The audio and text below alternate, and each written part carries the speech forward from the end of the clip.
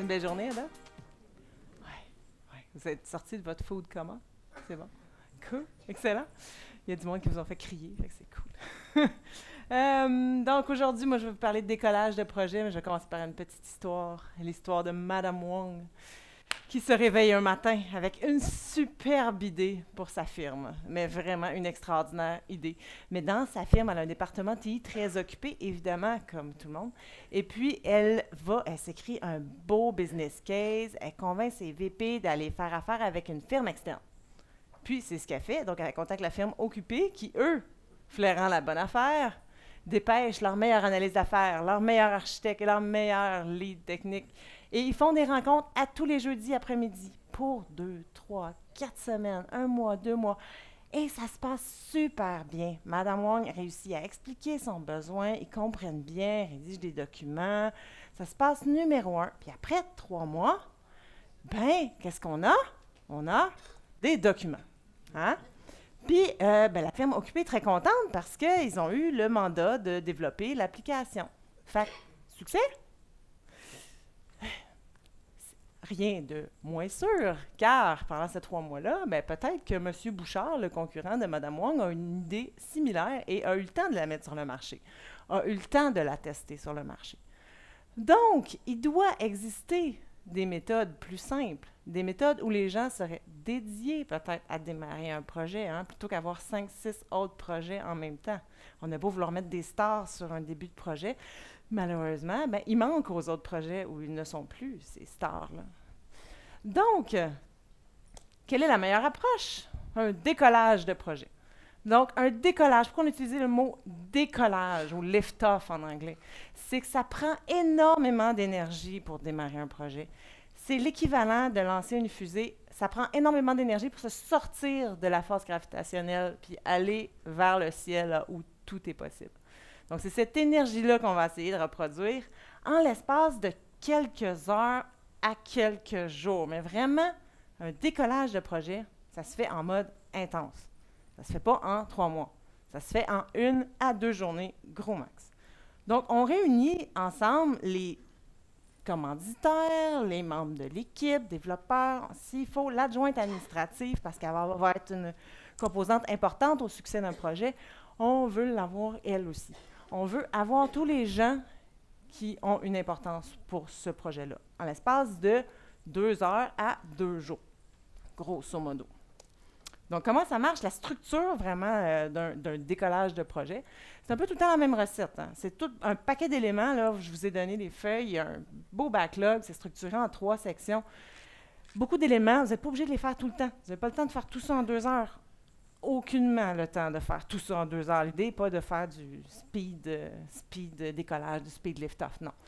On veut faire les choses comme il faut, mais ça se peut qu'il y ait des activités qui ne soient pas nécessaires dans un contexte. Donc, la première chose, on commence avec quoi? Souvent une introduction par la direction. Des activités brise-glace pour que les gens apprennent à se connaître dans l'équipe. On peut faire une formation si c'est nécessaire. Souvent, il y a des commanditaires, des gens, des stakeholders qui ne savent pas c'est quoi l'agilité. Donc, il faut leur montrer l'impact que ça va avoir sur eux. Pourquoi il faut qu'ils se libèrent des fois pour aller donner du feedback à l'équipe.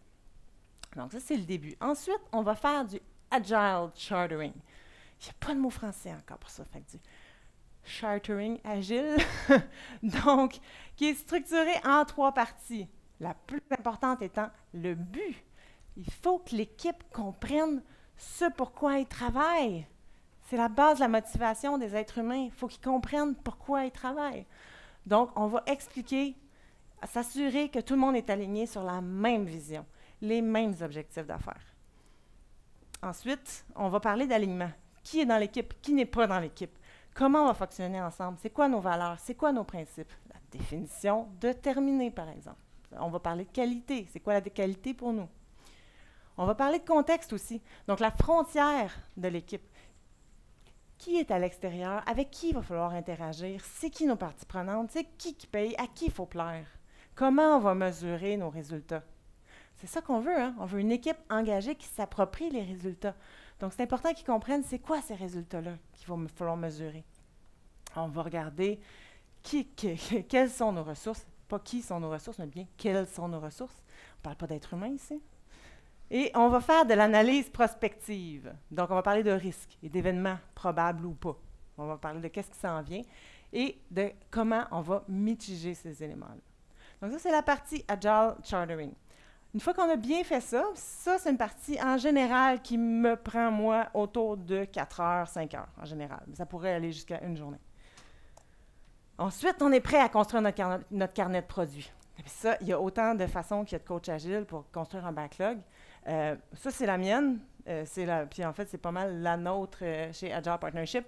On commence par découvrir le domaine et définir le MVP. C'est très, très important. Vous avez entendu parler de Lean Startup ce matin avec Théo Taxi. Le MVP, c'est la partie importante. Donc, on la découvre souvent avec le User Story Map, avec des personas aussi. On va explorer ça ensemble.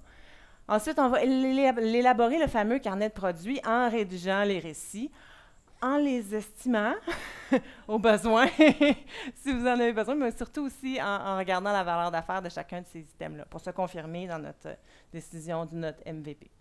Ensuite, si nécessaire, puis je vous dirais dans 3 cas sur 4, on n'a pas besoin, on va se faire un plan de livraison avec la vélocité estimée de l'équipe. Quand on a une équipe qui a déjà existé, ben, c'est plus facile, évidemment, de faire cette partie-là. Donc ça, c'est un décollage de projet en 2 minutes. Hein. Je vous explique ça vraiment très rapidement. J'aurais pu vous en parler pendant 2 jours, mais je vais vous parler un peu des expériences. Qu'est-ce qui s'est bien passé, qu'est-ce qui s'est moins bien passé. Ça va vous aider un peu mieux sentir comment que ça se passe en général. Donc, mon premier décollage de projet s'est passé en 2008, puis là, il y a de plus en plus de monde qui connaissent l'histoire parce que je l'ai raconté souvent. Donc, je me suis fait envoyer à Paris pour faire la télé sur le web. Donc, 2008, hein, c'est il y a 10 ans, on se remet à l'époque, c'était quand même très, très innovant. Le catchphrase qu'il y avait, eux, c'était « la télévision qui m'intéresse vraiment où je veux, quand je veux ». Donc, le plus gros bouquet de chaînes disponibles. C'était ça à l'état de PowerPoint, une idée floue, une idée complètement folle. On nous a présenté ça. Moi, j'étais là pour faire un décollage de projet qui était prévu pour 2 semaines. Très long à l'époque quand même. Mais donc, on nous présente le PowerPoint, puis là, on part. Vision, objectif d'affaires, tout ça. En une journée, quand même, c'est intéressant ce qu'on a réussi à faire, mais à la fin de la journée, j'étais très, très épuisée. Et puis, j'ai découvert les joies de la boîte de temps, parce qu'avec des Français, c'est nécessaire. Donc, voilà. On a fait plusieurs journées. On a été même explorer les aspects juridiques de la chose. On a vraiment travaillé fort. Au bout de 2 semaines, on a fait une review, parce qu'on faisait ça sous format sprint. On a fait une review à nos stakeholders. Puis, on leur a dit, voici, ça va coûter tant de millions. Ils ont fait, c'est n'importe quoi vos chiffres. Puis moi, tout ce que j'avais envie de dire, c'est oui, c'est n'importe quoi nos chiffres. On avait trop passé de temps. On avait passé 1 semaine à faire du planning poker, à estimer toutes les stories. On avait à peu près 500 stories. Ça n'avait juste aucun bon sens. À partir de ce moment-là, je n'ai plus jamais fait des décollages de projet de 2 semaines.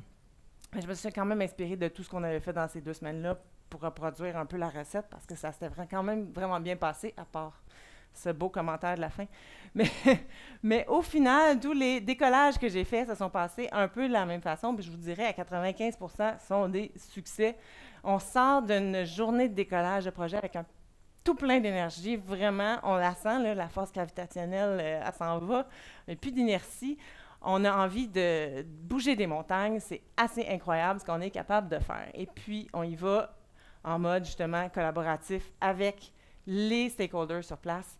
Des fois, c'est 2 firmes, 3 firmes différentes. On met tout le monde ensemble en totale transparence. Puis c'est vraiment important la transparence parce que vaut mieux que le client entende les vrais chiffres dès le départ que 3 mois, 4 mois ou 5 mois après. Beaucoup moins de gaspillage comme ça, beaucoup moins d'énergie gaspillée. Donc, je vous disais, 95% des cas, ça se passe bien. Ça veut dire qu'il y a des cas où ça se passe évidemment moins bien. Un cas relativement récent d'une banque qui veut automatiser leurs transactions financières. Fait que c'est super cool. Fait que là, il y a une firme, un fournisseur qui a un produit, puis qui dit, ben là, nous, on a un super truc, on va aller matcher ça ensemble, un produit fit avec votre besoin. Wow, on va explorer ça ensemble. 4 heures. Moi, je fais, OK, je vais y aller avec vous. Puis, en 4 heures, évidemment, c'est devenu un décollage de projet parce que j'étais là. J'ai fait, non, on ne va pas juste explorer pendant 4 heures. On va faire un décollage. On a parlé vision, mission, objectif d'affaires. On a compris leur objectif, c'était d'augmenter significativement. Puis là, on parle de près d'1 milliard de dollars de transactions de plus par année. C'était vraiment des gros chiffres. Puis on a réussi à trouver les 3 fonctionnalités qui n'étaient pas encore implantées, mais qui pouvaient fitter dans le produit pour aller chercher la moitié de leur objectif d'affaires. On est ressorti de là, gonflé à bloc. On voulait tout déplacer, les montagnes. C'était incroyable. Malheureusement, 2 semaines après, 3 semaines après, on a reçu la demande d'avoir tout ou rien. Il n'était plus question d'avoir juste 3 fonctionnalités. Fait que là, on nous a demandé l'estimation du projet complet. Et il a fallu la fournir. Puis c'était malheureusement un petit peu plus haut qu'il avait prévu. Donc, on a manqué notre opportunité de travailler ensemble sur ce projet-là, puis c'est dommage. Bon, qu'est-ce qui a mal tourné? Ce n'est pas tellement le décollage en tant que tel qui a mal tourné, sauf 2 détails. Bien, il manquait le commanditaire principal et il manquait quelques développeurs. Tu sais, c'était juste une rencontre d'exploration. Fait qu'on avait l'analyse d'affaires, on avait un dev. Donc, il ne pouvait pas tout connaître. Fait qu'il ne pouvait pas tout amener les points pertinents. Donc, il manquait ça. Et il manquait, en fait, oui, c'est ça, un peu la conviction que les développeurs peuvent parfois gonfler les estimations. Moi, je vous le dis, les développeurs, en général, ne font pas ça, même si vous pensez qu'ils le font. Quand ils sont face aux clients, là, ils ont tendance à faire le contraire. Ils vont sous-estimer, en général. Fait que faut le prévoir, là. Faut pas penser qu'il y a du padding puis du padding. On veut promouvoir la transparence. On veut que ça se fasse bien. Fait qu'il faut vraiment encourager ça.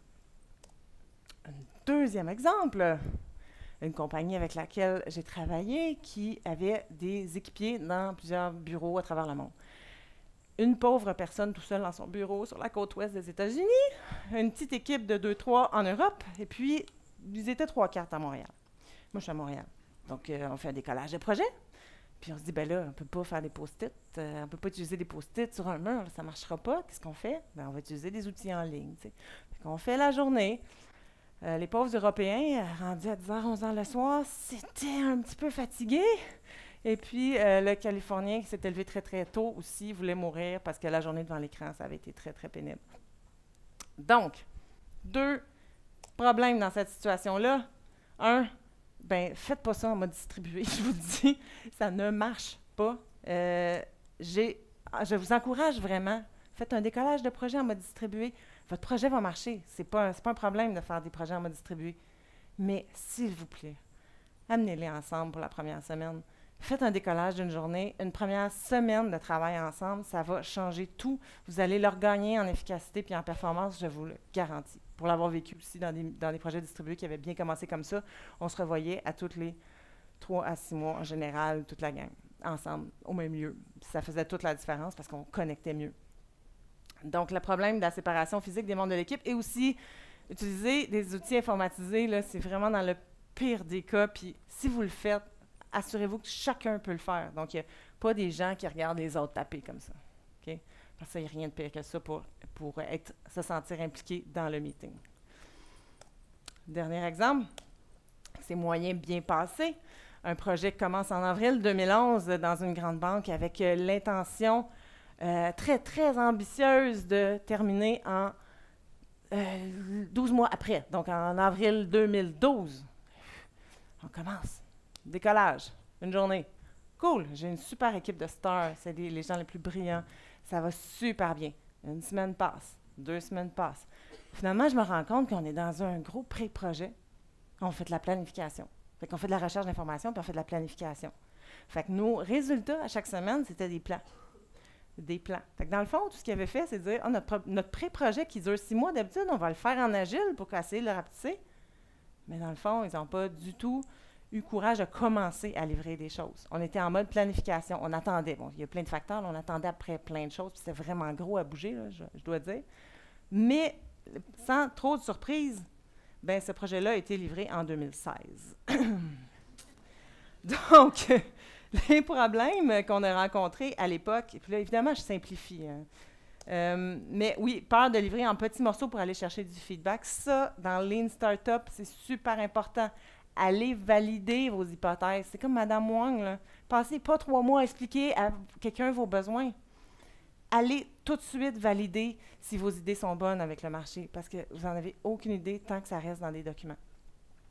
Et l'autre, budget séparé. Ah oui, ça c'est drôle parce qu'un budget séparé pour un pré-projet, hein, ça nous rassure. Ah ben, c'est correct. Le projet n'est pas commencé. On peut passer bien du temps à réécrire des documents. Donc, faites attention à commencer vos projets aussitôt qu'il y a une équipe qui est dessus. T'sais, dans le fond, au niveau financier, là, ça va juste vous inciter à livrer de la valeur le plus vite possible. Décollage, c'est une journée. Ça a l'air d'un gros investissement de mettre 15 personnes dans une pièce pendant une journée, mais comparé à 3 mois de travail par-ci, par-là, en context switching, c'est rien, mais vraiment rien. Donc, en résumé, un décollage, ça se fait en transparence avec le commanditaire, avec l'équipe, en très peu de temps. Et ce qui est important de retenir aussi, c'est qu'on veut continuous forecast. On vient de l'entendre, hein? Mais c'est vraiment ça qu'on veut. On veut toujours reviser nos estimations, toujours reviser notre plan de façon constante, continuous forecast, de façon constante. Et ce qu'on va avoir comme résultat, si on fait des décollages, des équipes engagées qui s'approprient les résultats. Donc voilà, c'est ce qu'on veut. Merci.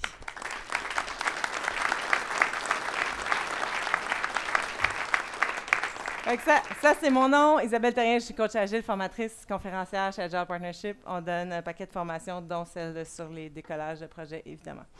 Donc, je vous remercie d'avoir été attentifs et bonne fin de journée!